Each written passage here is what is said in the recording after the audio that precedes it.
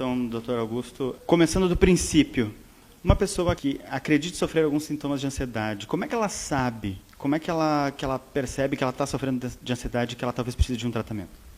Bom, existem alguns sintomas clássicos, principalmente da síndrome do pensamento acelerado, que, na minha opinião, é o mal do século.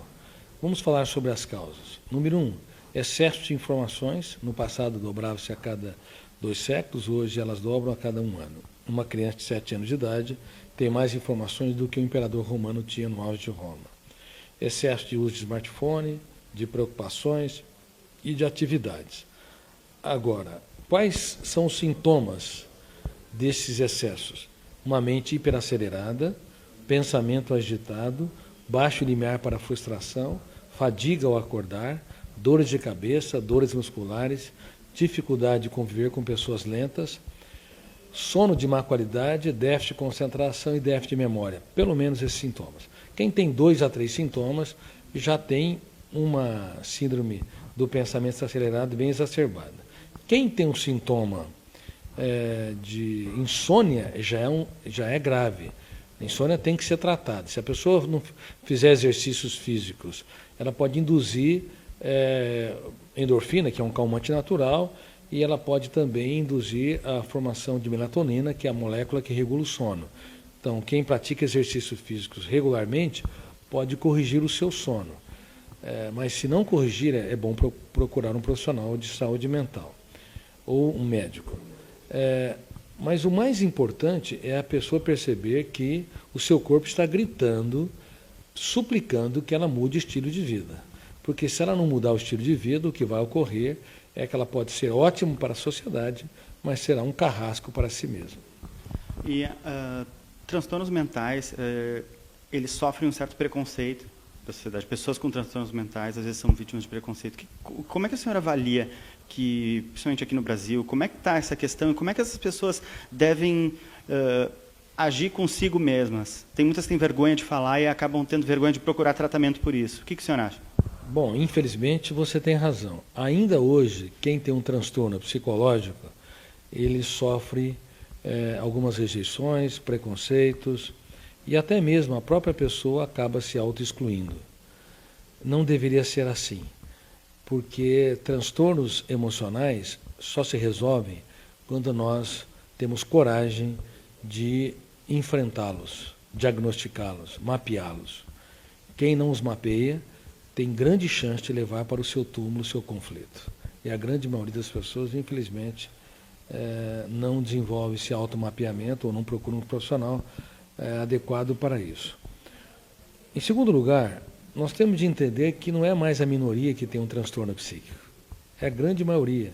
Só das doenças clássicas, como a síndrome do pânico, o TOC, o transtorno obsessivo-compulsivo, as fobias, a TAG, transtorno de ansiedade generalizada, síndrome de burnout, psicose, dependência de drogas, e até anorexia e bulimia, enfim. Só entre essas doenças clássicas, o número é tão assombroso que nós vamos atingir 1 em cada 2 pessoas nas sociedades modernas. Estamos falando em mais de 3 bilhões de seres humanos.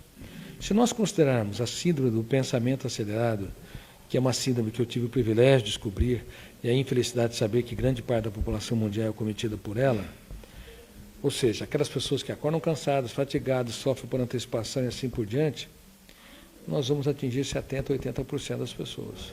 Se você perguntar numa escola de ensino fundamental, seja escola pública ou particular, você vai ficar assombroso. Porque os garotos de 10, 11 anos têm uma parte significativa desses sintomas. Portanto, infelizmente, a humanidade adoeceu rápido e coletivamente, e o preconceito só dificulta o processo de gerenciamento da própria ansiedade e a reedição das janelas da memória para que o eu se torne autor da própria história. A senhora falou durante a palestra sobre timidez. Tem muita gente que é tímida e acredita, não, eu sou assim, é um traço da minha personalidade. Quando que a timidez deixa de ser algo da personalidade da pessoa e se torna algo que tem um tratamento e que ela deva talvez até se preocupar com isso?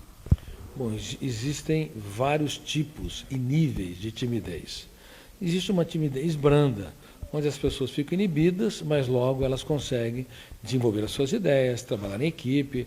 A timidez nunca é bom, principalmente as timidez que tem média e alta intensidade, ela pode asfixiar as habilidades mais importantes, como ousadia, capacidade inventiva, capacidade de superar perdas e frustrações, capacidade de ocupar espaço social, de lutar pelos seus sonhos e assim por diante. Essa timidez tem de ser tratada. E uma das técnicas que nós preconizamos é a técnica do DCD, como eu falo no livro Gestão da Emoção. DCD, duvidar, criticar e determinar. Eu tenho de todos os dias, no silêncio da minha mente, duvidar de tudo que me controla. Criticar cada ideia perturbadora. Criticar minha insegurança, a minha necessidade ansiosa de se preocupar com o que os outros pensam e falam de mim. E determinar estrategicamente ser mais seguro, feliz, tranquilo, sereno. Quando essa técnica do DCD, duvidar, criticar e determinar, é feita diariamente, isso leva as pessoas a dar um salto sem precedente, mas tem de ser feito durante pelo menos 2 anos.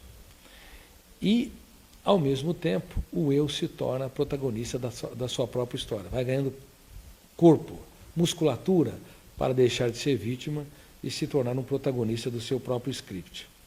Por isso eu gostaria de recomendar mais uma vez que os telespectadores leiam o livro Gestão da Emoção. Eu tenho dezenas de milhões de leitores no Brasil, falo com muita humildade. Este livro, ele pode ajudar muito. Ele pode levar as pessoas a praticarem ferramentas para que o eu se torne, pelo menos minimamente, líder de si mesmo. Então, Gestão da Emoção já está no site da Saraiva, das livrarias Curitibas, da Livraria Cultura, da Amazon, e também está chegando nas livrarias físicas. Sem gestão da emoção, ricos se tornam miseráveis. Casais começam seu relacionamento no céu do afeto e o terminam no inferno dos atritos. Sem gestão da emoção, profissionais sabotam a sua eficiência.